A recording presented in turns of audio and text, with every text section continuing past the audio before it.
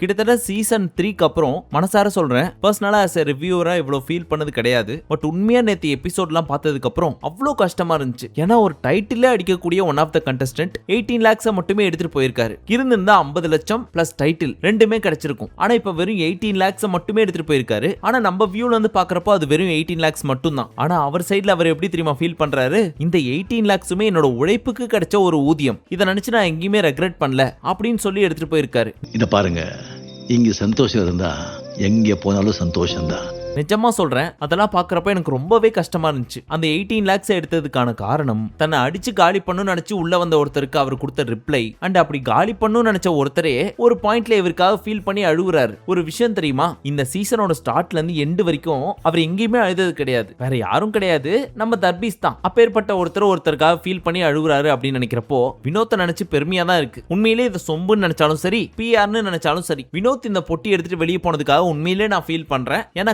கஷ்டப்பட்டு வந்த ஒரு மனுஷன் போறதுக்கு முன்னாடி வரைக்கும் கொஞ்சம் கூட யோசிக்கல அவரு. சரி, நேத்து எபிசோட பார்க்காத நிறைய பேருக்கு என்னன்றது தெரியாது. சோ ஸ்டார்டிங்ல இருந்து போயிடலாமா? ஸ்டார்டிங்லயே வினோத் ஒரு பாட்டு பாடினார். அது என்ன பாட்டுனா, கடுகுக்குள்ளே மலையை காணலாம். பாடுங்கனே. கவனித்தீரா? எதை மன்னா? இவன் பாடிய துதியை கவனித்தீரா? இல்லை மன்னா. இது எத்தனை பேருக்கு தெரியும் அப்படின்றது தெரியாது. ஆனா இந்த பாட்டை ஒரே ஒரு டைம் கேளுங்களேன். அழி இருந்தால் கடுகுக்குள்ளே மலையை காணலாம். எப்பொழுதாவது கவனித்தீரா?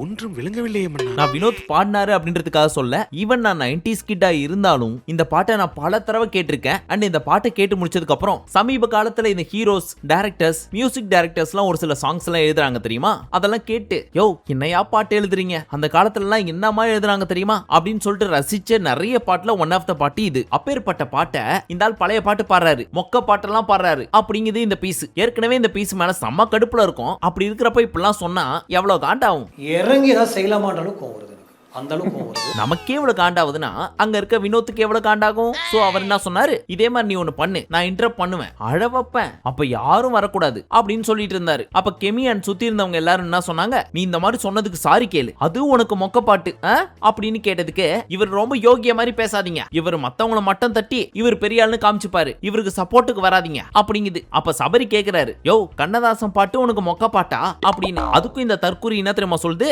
இது கண்ணதாசன் பாட்டு இல்ல பட்டுக்கோட்டை பாட்டுங்குது. அதுலயே உண்மையிலே தெரியுது இது ஒரு அறவேக்காடு அப்படின்னு. ஏண்டா பார்த்தா கோவில் என்ன பேட் வேர்ட். சாரி மக்களே, ஒரு பாயிண்ட்ல இந்த பீஸ் பேசுறதெல்லாம் கேக்குறப்போ செம்ம கடுப்பாவுது. நிஜமா சொல்றேன், மனிதன் என்பவன் தெய்வமாகலாம் அப்படின்ற இந்த பாட்டு இருக்கே, அது ஒரே ஒரு டைம் எனக்காக கேளுங்களேன். அதை கேட்டு வந்ததுக்கு அப்புறம் இந்த பீஸ் பேசுறதை கேளுங்க, உங்களுக்கே கடுப்பாகும். மனிதன் என்பவன் தெய்வமாகலாம், வாரி வாரி வழங்கும் போது வள்ளலாகலாம். ஆஹா, என்ன அருமையான ஒரு சங்கீதம். மொக்க பாட்டு. எல்லாரையும் பாடிக்க வந்துரும். பட் இது எல்லாத்தையும் சொல்லி முடிச்சதுக்கு அப்புறம் என்னது இது கண்ணதாசன் பாட்டா எனக்கே தெரியாது அப்படிங்குது. சோ அந்த பாட்டு என்னன்னே தெரியாம அது ஒரு மொக்க பாட்டு, பழைய பாட்டு அப்படின்னு ஃப்ரேம் பண்ற இந்த பீஸ எதை கொண்டு அடிக்கலாம். இதுல இருந்து உங்களுக்கு ஒரு விஷயம் தெரியுதா, இந்த பீஸ் வீட்டுக்குள்ள வந்ததுக்கு மெயின் காரணம் வினோத்தோட பேரை டேமேஜ் பண்ணும் அப்படின்றதுக்காக அந்த மாதிரி ஒன்னு ட்ரை பண்ணுச்சு. கடைசியில அது இந்த பீஸுக்கே பேக் ஃபயர் ஆகி போச்சு. சரி, இதை இதோட முடிச்சிச்சா அப்படின்னு கேட்டா வினோத்தை புடிச்சு உரண்டு இருக்கணும் அப்படின்றதுக்காக எங்கெங்க போகுது அப்படின்றத பாருங்களேன். ஒரு குச்சி ஒரு குல்ஃபின்னு ஒரு பாட்டு இருக்கும் தெரியுமா, அந்த பாட்டை இந்த வினோத் பாடவே இல்லை. ஆனா நான் தான் பாடினேன்னு சொல்லிட்டு இருக்காரு. தன்னிச்சையா நான் தான் ஒரு பாட்டு பாடினேன்னு சொல்ல பாப்போம். நான் ப்ரூஃப் காட்டவா? ஒரு குச்சி ஒரு குல்ஃபி பாட்டை இந்த பீஸ் பாடல அப்படின்னு சொல்லி இப்படின்னு பாயிண்ட் புடிச்சு பேசுறாராமா. உண்மையில அந்த பாட்டை பாடினது ரெண்டு பேரு, ஒன்னு சரவடி சரண் அப்படின்றவரு, இன்னொன்னு கானா வினோத். சரிப்பா, அந்த பாட்டுல ஒரு லீஸ்ட் போர்ஷன் மட்டும் தான் வினோத் பாடினார்னு வச்சுப்போம். ஆனா தர்பீஸே அந்த மாதிரி ஒன்னே ஒன்னு நீயா பண்ணது அப்படின்னு சொல்லி ஒன்னு சொல்லு பாப்போம். சூர்யா மாதிரி பண்றேன், தனுஷ் மாதிரி பண்றேன் அப்படின்னு சொல்லி அவங்க பெரிய சேர்த்து தான் ஆரடிச்சிட்டு இருக்கிற, நீ எல்லாம் பேசலாமா? நீ வந்த வேலை அதானே? ஆமாண்ணே. அதை முடிச்சிட்டு வா. அடுத்தபடியா ஒரு டாஸ்க் கொடுத்தாங்க. இந்த வீட்டை விட்டு வெளியே போனதுக்கு அப்புறம் யாரோட கான்டாக்ட்ல இருப்பீங்க, யாரோட இருக்க மாட்டீங்க அப்படின்றத காரணத்தோட சொல்லியிருந்தாங்க. அதுல ஃபர்ஸ்ட் வந்த விக்ரம், கண்டிப்பா திவ்யாவோட கான்டாக்ட்ல இருக்கவே மாட்டேன், மேபி ப்ரொஃபஷனலா நடிக்க சொன்னா வேணா நடிக்கலாம், ஆனா பர்சனலா கண்டிப்பா வாய்ப்பு இல்ல. ஆனா கான்டாக்ட்ல யார் கூட இருப்பேன் அப்படின்னா அரோரா கூட அப்படின்னு சொல்லிட்டு இருந்தாரு. ஆனா திவ்யா என்ன சொன்னாங்க தெரியுமா, விக்ரம் இருக்கானே அவனாவது என் மூஞ்சு மேல பேசுவான், அப்பேற்பட்டவன் எனக்கு போன் பண்ணா கூட எடுத்து பேசுவேன். ஆனா இந்த சாண்ட்ரா இருக்கு பாருங்க, கூடவே இருந்து முதுகுல குத்துற ஒரு பீஸ், அது கூட எக்காரணத்தை கொண்டு கான்டாக்ட்ல இருக்க மாட்டேன் அப்படின்னு கடுப்புல பேசிட்டு இருந்தாங்க. அது காரணம் என்ன தெரியுமா? அந்த பிரஜன் மேட்ரு. அப்படின்னு கேக்குறீங்களா? ஒண்ணும் கிடையாது. சாண்ட்ரா பிரஜனோட திவ்யாவை வச்சு பேசினாங்க தெரியுமா ஒரு மேட்ரு. அந்த மேட்ரு திவ்யா கேக்குற மாதிரி எனக்கு நிஜமா புரியல. ஒவ்வொரு பொண்டாட்டிக்கும் தான் புருஷன் உலக அழகன் தான் இருந்துட்டு போட்டோம், அதுக்காக வீட்டுல இருக்கவங்க ரோட்ல போறவங்க எல்லாரையும் என் புருஷன் மேலே உங்களுக்கு ஒரு கண்ணு, என் புருஷனை கரெக்ட் பண்ணணும்னு எப்ப பார்த்தாலும் சுத்திக்கிட்டே இருக்காங்க. இப்படிலாம் கிரியேட் பண்றத பாக்குறப்போ ஒரு பாயிண்ட்ல என்ன தெரியுமா தோணுது? உங்க புருஷன் அவ்வளோ பெரிய அப்பா டக்கரா இல்ல அவ்வளோ பெரிய அப்பா டகரான்னு கேக்குறேன் அப்படின்னு தான் கேட்க தோணுது. ஏன்னா உங்க புருஷன் ஒரு வேளை உண்மையிலே ஃபயரா இருந்தா எந்த பொண்ணு சீன்னா உங்களுக்கு என்ன? என் புருஷன் உண்மையிலே நெருப்பு, எவ வந்து சீன்னாலும் அசர மாட்டான் அப்படின்னு சொல்லிட்டு போக வேண்டியது தானே. அதை விட்டு எதுக்காக உங்க புருஷன்கிட்டயே கோச்சிட்டு இருந்தீங்க அப்படின்ற கேள்வியை சாண்ட்ரா கிட்ட கேட்கணும். பட் நம்மளால கேட்க முடியாது அப்படின்றதுனால அந்த கிச்சான பிஹே நூட்ஸ் கொடுத்துடலாம். நம்ம சார்பா பின்னாடி கட்டைகள் கேட்கும். நீங்க போங்க, நாங்க பாத்துக்கறோம். அடுத்து வந்த தர்பீஸ், நான் வினோத் கூட மட்டும் கான்டாக்ட்ல இருக்கவே மாட்டேன். உதாரணத்துக்கு ஒரு ஈவென்ட்டுக்கோ ப்ரோக்ராமுக்கோ வராருன்னா கூட அந்த பக்கம் நான் போவே மாட்டேன். ஏன்னா நம்ம மரியாதையை நம்ம தானே காப்பாத்திக்கணும் அப்படிங்குது. அதுக்கு முன்னாடி எனக்கு ஒரே ஒரு கேள்வி, அப்போ உங்களுக்கு மரியாதை இருக்குன்னு இன்னமும் நம்பிட்டு இருக்கீங்களா? அண்ட் யாரு கூடயாவது கான்டாக்ட்ல இருக்கணும் அப்படின்னா நான் சபரி கூட இருக்க விரும்புறேன் அப்படிங்குது. சரி, அதை சொல்லிட்டு கிளம்பி போயிருந்தா கூட பரவாயில்ல. ஒருவேளை ஃபியூச்சர்ல சபரியோட சேர்ந்து ஒர்க் பண்ற மாதிரி சான்ஸ் கிடைச்சா கண்டிப்பா பண்ணுவேன் அப்படிங்குது. சபரியே சபரியே பார்த்து பொழைச்சுக்கமா, அவ்வளவுதான் சொல்லுவேன். உங்ககிட்ட பேச விட்டது நிறைய இருக்கு. வாங்க பாரு.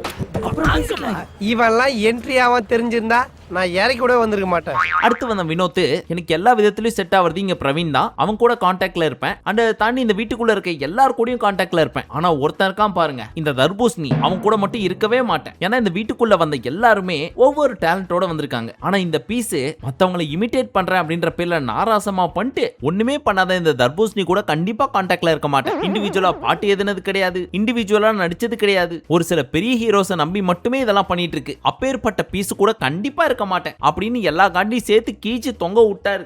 கூட முடிக்கல, வேலை வெட்டி எதுவும் கிடையாது. மொத்தமா ஒரே வார்த்தையில சொல்லணும்னா சுத்த வேஸ்ட். அடுத்து வந்த சாண்ட்ரோ, எங்க அண்ணன் உயிரோட இருக்காரான்னு கூட எனக்கு தெரியாது, ஆனா இருக்காருன்னு நம்பிட்டு இருக்கேன். அத சபரி ரூபத்துல பாக்குறேன். ஏன்னா அவன் ஜெயிக்க கூடியது டிக்கெட் டு ஃபினாலே டாஸ்க். அப்பேற்பட்டதை விட்டுட்டு எனக்காக இறங்கி போய் கேட்டான் பாருங்க. கண்டிப்பா அவன் கூட கான்டாக்ட்ல இருப்பேன். அவன் மட்டும் இல்ல, வினோத் அண்ட் விக்ரம் அப்படின்னு ரொம்ப ஃபீல் பண்ணி கண்ணுல தண்ணி வச்சுண்டா. அழுகாச்சி கண்ணீருக்கு ஆனந்த கண்ணீருக்கு வித்தியாசம் தெரியாது உனக்கு?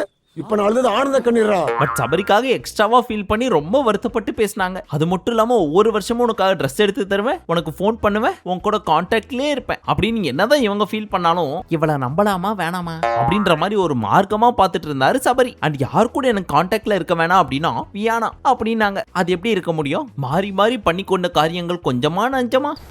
பார், இப்ப நான் சொல்றேன், எனக்கு ஒன்ன பிடிக்கல, பிடிக்கவே இல்ல, கிளம்பு. அடுத்து பணப்பெட்டிக்கான அடுத்த டாஸ்க். அந்த டாஸ்கின் பெயர் புலம்பினால் பணம். இந்த டாஸ்க் என்னன்னா வெரி சிம்பிள். போய் மனசு விட்டு புலம்பணும், சரக்கடிக்காமலே புலம்பணும். நீ புலம்புற புலம்பல்ல நான் திருப்தி ஆயிட்டேன்னு வச்சுக்கோ, நீ புலம்ப நான் காசு கொடுத்துனே இருப்பேன். ஒருவேளை உன் புலம்பல் எனக்கு பிடிக்கலன்னு வச்சுக்க, பாவக்காய் ஜூஸா கொடுப்பேன். சோ ஒழுங்கா புலம்பணும் அப்படின்னு ஒரு டாஸ்க் வச்சாங்க. இதுல புள்ளையார் சொல்லி போட்டு ஸ்டார்ட் பண்ணது நம்ம விக்ரம். அவருக்கு சொல்லவா வேணும், எப்பவும் போல திவ்யா கிட்ட இருந்து ஸ்டார்ட் பண்ணாரு. அழகா புலம்பனாரு. அப்படி கட்டுக்கட்டா நோட்டு வெளியே வந்துச்சு. ஐயா, மிருகங்களை குழந்தை மாதிரி பாத்துக்கணும், அதை கொடுமைப்படுத்துறாதீங்க ஐயா. ஒரு பாயிண்ட்டுக்கு மேல ராக இழுத்தாரு பாருங்க. பிக் பாஸ் கொட்டாய் ஓட ஆரம்பிச்சிட்டாரு போல இருக்கு. அதனால பாவக்காய் ஜூஸா புடிச்சு தள்ள ஆரம்பிச்சாரு. ஐயோ இருங்க இன்னும் நிறைய லிஸ்ட் வச்சிருக்கிறேன் அப்படின்னு மூச்சு விடாம பேச ஆரம்பிச்சாரு. போதும் நீ பாவக்காய் ஜூஸை குடிச்சிட்டு காசு எடுத்துன்னு போ அப்படின்னு முடிச்சு விட்டாரு. அதன்படி 70,000 எடுத்துன்னு போனாரு தலைவர். அடுத்து வந்த அரோரா புலம்ப சொன்னா பாராட்டு விழா நடத்திட்டு இருக்கு. இந்த வீட்டுக்குள்ள எனக்கு கமருதீனுக்கு துஷாருக்குள்ள ஒரு அழகான நட்பு கிரியேட் ஆச்சு. நட்பு இந்த பாவக்கா உன் நட்புக்கு பரிசு அப்படின்னு ஒண்ணு வந்துச்சு. நீ குடிச்சிட்டு செத்துருக்கன்னு ஆனாலும் திருந்தாம பாராட்டு விழாவை எக்ஸ்டெண்ட் பண்ணிட்டு இருந்துச்சு. புடி அப்படின்னு வரிசையா 4 வந்துச்சு. அதுக்கப்புறமும் கூட பரிதாபப்பட்டு தான் கொஞ்சம் கேஷ் கொடுத்தாரு. அது எப்படி இந்த அம்மாக்கு புலம்ப வரும்? இன்னைக்கு சனிக்கிழமை, நாளைக்கு ஞாயிற்றுக்கிழமை அப்படின்னு சொல்லிருந்தீங்கன்னு வச்சுங்க, நீங்களே ஸ்டாப் பண்ணுங்கன்னு சொன்னாலும் ஸ்டாப் பண்ணாம புலம்பும். வெள்ளிக்கிழமை நைட்டு அப்படின்றதுனால பெருசா புலம்ப வரல. தண்டச்சோறு ஃபைனலி பாவக்காய் ஜூஸை குடிச்சிட்டு அந்த 20,000 எடுத்துட்டு போ அப்படின்னு சொன்னாரா. அவ்வளவுதான் அக்கா. ஒவ்வொன்றுத்தையும் குடிச்சு முடிக்கிறதுக்குள்ள அப்படின்னு நான் தான் முகேஷ் அப்படின்னு தியேட்டர்ல படம் ஆரம்பிக்கிறதுக்கு முன்னாடி ஒரு டப்பிங் வாய்ஸ் வரும் பாத்தீங்களா, அந்த மாதிரி பண்ணிட்டு இருந்துச்சு. அடுத்ததா வந்தது நடிப்பு அரக்கி. அவங்கள புலம்ப சொன்னா ரொம்ப அழகா புலம்புனாங்கப்பா. அதோட சேர்த்து 4 சொட்டு உஜாலா மாதிரி கண்ணீரையும் விட்டாங்களா. அப்படி வாடியே என் செல்லம் இந்த வச்சுக்க அப்படின்னு 70,000 கொடுத்துட்டு ஒரே ஒரு பாவக்காய் ஜூஸை மட்டும் தான் கொடுத்தாரு. வச்சுதான் 200 ரூபாய் எடுத்துக்கிறது. எல்லாம் நல்ல நோட்டு தான் பாப்பா. அடுத்ததாக வந்த வினோத் பெருசாலாம் போல, ஜஸ்ட் தர்பூசணியை மட்டும் தான் டச் பண்ணாரு. அதுக்கே 90,000 ரூபாய். அப்படின்னா பணம் கேக்குறீங்களா? அதுல ஒரு சின்ன பிட்டை மட்டும் பாருங்க. ஜேம்ஸ் கேமரன் எனக்காக வெயிட் பண்ணிருந்தாரு. கிறிஸ்டோபர் நோலனா அவர் படம் நடிக்க போறேன்ட்டு என்னமோ சொல்லி பைத்தியக்காரனா ஆக்கி விட்டா சார். சோ இதை கேட்டு சிரிச்சு சந்தோஷமான பிக் பாஸ், வச்சுக்க ராஜா 90,000 ரூபாய். ஆனா நீ நடுவுல கொஞ்சம் ராகமும் பாடின, அதனால இந்த 2 பாவக்காய் ஜூஸ் அப்படின்னு அதையும் கொடுத்தாரு. அதை குஷ்டே சார் சக்கரை இல்ல அப்படிங்கிறாரு. சுகர் கம்மி. கடைசியா வந்து சபரி இருக்காரு, அவர் தான் இதுக்கு முன்னாடி கண்டஸ்டன்ஸை வச்சு ரோஸ்டே பண்ணிருக்காரு வெளியே. அதனால அவருக்கு பேசுறதுக்கு சொல்லியா கொடுக்கணும். அதை அப்படியே எடுத்துன்னு வந்து இந்த சீசன் கண்டஸ்டன்ஸை வச்சு பிட்டா போட்டாரு. ரொம்ப அழகா பணமா இந்த வச்சுக்க 1,05,000 ரூபாய் அப்படின்னு எக்ஸ்ட்ரா 5,000 ரூபாய் கொடுக்குறாரு. ஏன்னு கேட்டா உன் புலம்பல் மட்டும் வித்தியாசமா இருந்துச்சுமா, அதனால 5,000 ரூபாய் டிப்ஸ் வச்சுக்க அப்படிங்கிறாரு. இந்த பிலாக்கா கதெல்லாம் சபரி நம்பலாம். 9 சீசன் பார்த்திருக்கோம், நாங்க நம்புவோமா? இந்த குறிப்பிட்ட பணத்தை அந்த பெட்டிக்குள்ள தள்ளணும், அதுக்காக பேருக்குன்னு ஒரு டாஸ்கை வச்சு எல்லாருக்கும் காசு கொடுத்தீங்க. என்னப்பா கன் பாயிண்ட்ல கூட்டு போயிட்டு கட்டுக்கிட்ட பணம் கொடுத்து அனுப்புறாங்க, என்னடி செல்லம் பண்ண?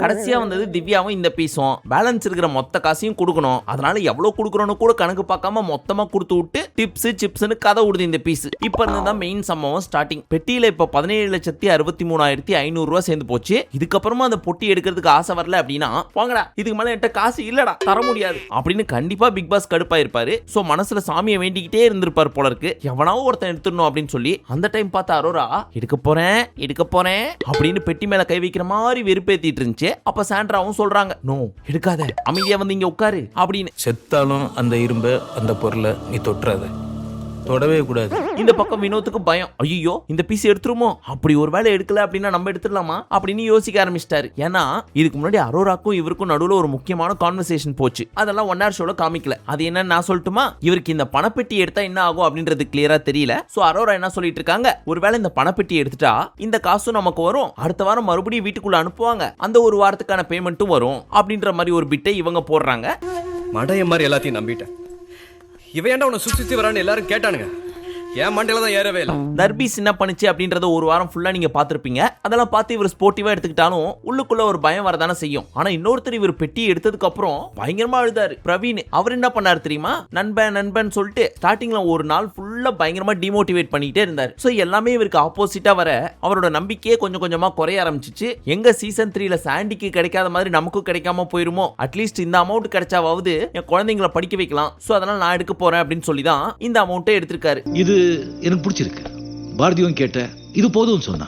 அதுவும் எப்படி எடுத்தாரு தெரியுமா? வினோத் கிட்ட இந்த அரோரா என்ன சொல்லிருந்துச்சு, இந்த பெட்டி எடுத்துட்டா இந்த வாரமும் காசு வரும், அடுத்த வாரம் வர்றதுக்கு சம்பளம் கொடுப்பாங்க அப்படின்னு சொன்னது மட்டும் இல்லாம முக்கியமான ஒரு டயலாக் சொன்னாங்க, நான் எடுக்கவே மாட்டேன் அப்படின்னு. ஆனா இங்க வந்து வினோத் கிட்ட ஒரு வாய் அல்வாவை வாங்கிட்டு எடுத்துட்டுமா அப்படின்னு கேட்க, அட போமா அப்படின்னு பொசுக்குன்னு எடுத்துட்டாரு.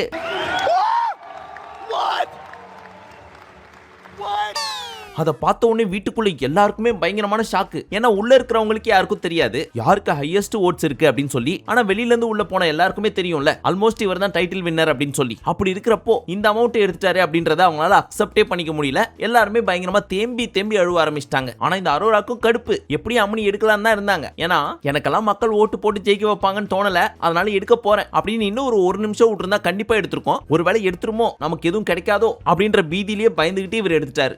பொருளை கூட கரெக்டாக பிடிக்க தெரியாதெல்லாம் ஊர் உள்ள தௌலத்துன்னு சுற்றுறதை பார்க்குறோம். எல்லாத்தையும் கரெக்டாக செய்கிற வேலைக்காரன் எதுவுமே வேணான்னு சொல்லிட்டு போகிறத இப்போ தான் ஃபர்ஸ்ட் டைமாக பார்க்குறேன். ஆனால் ரம்யா நிறைய இடத்துல சொன்னாங்க சூசகமா, நீ தான் டைட்டில் வின்னர் அப்படின்ற மாதிரி. ஏன்னா டைரக்டா சொல்லக்கூடாது இல்ல. இருந்தாலும் மற்ற வைத்தறிச்சல் பிடிச்ச பீஸுங்க இவரை டார்கெட் பண்ணி நோண்ட ஆரம்பிச்சதுனால அவருக்கே ஒரு செல்ஃப் டவுட் வந்துருச்சு, எதுவுமே வராம போயிருமோ அப்படின்னு. அதுதான் எடுத்ததுக்கு ஒரே காரணம். சோ இவர் எடுத்ததை பார்த்து எல்லாருமே ஷாக் ஆயிட்டு இருக்கிறப்போ வினோத் என்ன தெரியுமா சொன்னாரு, எனக்கு இதுவே 1 கோடி மாதிரி தான், நான் போட்ட எஃபர்ட்டுக்கு இதுவே போதும், என்ன இதுக்கு மேல ஒரு 30 லட்சம் ரூபா போட்டா 50 லட்சம் ரூபா பரவாயில்ல அப்படின்னு எடுத்துக்கிட்டாரு. நீ நல்லவையா. இப்ப இந்த ஃப்ரேம்ல அரோரா மூஞ்ச பாருங்களேன். அதுல உங்களுக்கு என்ன புரியுது? சை போச்சே, நான் எடுத்துட்டு போயிருக்கணுமே, 18 லட்சம் ரூபா 10 செகண்ட்ல போயிடுச்சு, யோசிக்காம வெறுப்பேத்தாம நம்ம எடுத்துக்கணுமோ அப்படின்ற மாதிரி பேக்கன்னு பாத்துட்டு இருந்தாங்க. ஏமா உனக்கு என்ன கவலை? இன்ஸ்டால சப்ஸ்கிரைபர்ஸே அத்தனை பேர் வச்சிருக்கீங்க, அது மட்டும் இல்லாம ஸ்பெஷல் சப்ஸ்கிரிப்ஷன் ஒன்னு வச்சிருக்கீங்க, அது மூலியமாவே ஈஸியா எடுத்துடலாம், அப்புறம் ஏன்டா செல்லம் ஃபீலிங்ஸ். இன்னொரு பக்கம் இந்த பிரவீன் பேசுறதெல்லாம் பாக்குறப்போ, அடங்கப்பா இது உலக நடிப்புடா சாமி அப்படின்ற மாதிரி தான் இருந்துச்சு. டே 1ல இருந்தே இவர் ஒரு பொட்டன்ஷியல் பிளேயர். அவசரப்பட்டுட்டான் அப்படின்றாரு. ஆனா வினோத் இவரை கட்டிப்புடிச்சு எப்படி எழுதாரு தெரியுமா? அண்ட் வீட்டுக்குள்ள வந்த உடனே நிறைய எக்ஸ்பெக்டேஷன் இருந்துச்சு. நம்ம மச்சான் உள்ள வந்துட்டான், ரொம்ப நாள் கழிச்சு பாக்குறோம் அப்படின்னு. ஆனா இவரும் ஒன் ஆஃப் த காரணம் தான் வினோத் பொட்டி எடுக்கிறதுக்கு. ஆனா வெளியே வந்து பார்த்ததுக்கு அப்புறம் கண்டிப்பா தெரிஞ்சிருக்கும் எவன் நல்லவன் எவன் கெட்டவன், எவன் கூட இருந்தே குழி பறிச்சிருக்கான் அப்படின்னு. கூட இருந்து குழி பறியாம கொய்யாவோட பறிக்க முடியும். இந்த பக்கம் வியானா தர்பூசணி என்ன தெரியுமா சொல்லிட்டு இருக்காங்க? இந்த விக்ரம், அரோரா, சாண்ட்ராலாம் அந்த பெட்டியை அவரை எடுக்க வச்சுட்டு சர்காஸ்டிக்கா சிரிச்சிட்டு இருக்காங்கனே அப்படிங்குது. இவ்வளவு சொல்ல தெரிஞ்ச உனக்கு அதை யார்கிட்ட சொல்லணும்னு தெரியல பாத்தியாமா? ஃபைனலி பெட்டி எடுத்துட்டு வந்து நின்னுட்டாரு பிக் பாஸோட வாய்ஸை கேட்கறதுக்காக. அப்ப பிக் பாஸ் வினோத் அப்படின்ற ஒரு வார்த்தையை மட்டும் தான் சொன்னாரு. அதுக்கே பயங்கரமா அழுவ ஆரம்பிச்சிட்டாரு. I love you too, Vinod.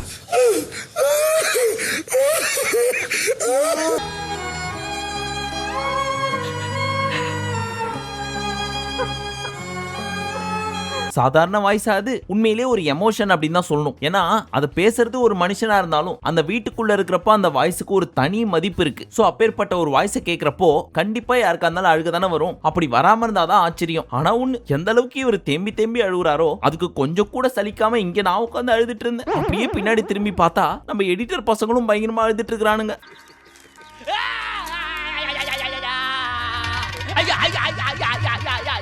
Finally big pass என்ன சொன்னாரு? யார் என்ன சொன்னாலும் வெல் பிளேட் வினோத், இந்த லட்சம்லாம் ரொம்ப சீக்கிரமாவே கோடிகளாக மாறும். அப்ப என் பங்கை எனக்கு கொடுக்கணும், மறக்க கூடாது, புரியுதா அப்படின்னு சிரிக்க வைக்க ட்ரை பண்ணிட்டே இருந்தாரு. ஆனாலும் பாவம் வினோத்துக்கு சிரிக்க முடியாம அழுதுட்டே தான் இருந்தாரு. சோ வினோத் என்ன சொன்னார்னா, உங்க குரலை கம்பேர் பண்றப்ப இந்த காசெல்லாம் ஒண்ணுமே கிடையாது, உங்கள்கிட்ட பேசுறப்ப எவ்வளவு பாரம் குறைஞ்சிருக்கு தெரியுமா அப்படின்னு சொன்னதுக்கு, வீட்டுக்கு போனா பாக்யா கண்ணா பின்னான்னு கேள்வி கேட்கும், அதனால என் பக்கம் திருப்பி விடுறியா நீ அப்படின்னு கலாச்சிட்டு இருந்தாரு. ஒரு விஷயம் ஞாபகத்துல வச்சுக்க, I am always proud of you. என் கெரியர்ல நான் பார்த்த பெஸ்ட் கிரிக்கெட்டர் நீதான். ஃபைனலி வீட்டை விட்டு போறதுக்கு முன்னாடி இந்த பணத்தோட முக்கியத்துவத்தை நான் ரீசெண்டா புரிஞ்சுக்கிட்டேன். இதுக்கப்புறம் என் குடும்பத்தையும் குழந்தையும் நல்லா பார்த்துப்பேன். அண்ட் என்ன நம்பி இருக்க நிறைய பேரை படிக்க வைப்பேன். சோ இதோட நான் கிளம்புறேன், உங்களை யாரையாவது கஷ்டப்படுத்தினா சாரி அப்படின்னு மறுபடியும் அழுவ ஆரம்பிச்சிட்டாரு. அப்போ உள்ள நம்ம பிரவீன் என்ன சொன்னாரு? நீங்க வெளியே போனதுக்கு அப்புறம் தான் தெரியும் திவாகர் உங்களுக்கு எவ்வளவு ஹெல்ப் பண்ணிருக்காரு அப்படின்னு. சோ அவர் கண்டிப்பா நீங்க தேங்க் பண்ணணும் அப்படின்னு சொல்லவும் நம்ம தர்பூசணிக்கு குபு குபுன்னு தண்ணி வர ஆரம்பிச்சிச்சு கண்ணுல. நீங்க ஏன் சார் எடுத்தீங்க, நீங்க எடுப்பீங்கன்னு நினைக்கவே இல்லை சார் அப்படின்னு செய்யறதெல்லாம் செஞ்சுட்டு இங்க முதல்ல கண்ணீர் ஓடுது பாத்தீங்களா இந்த பீஸ்.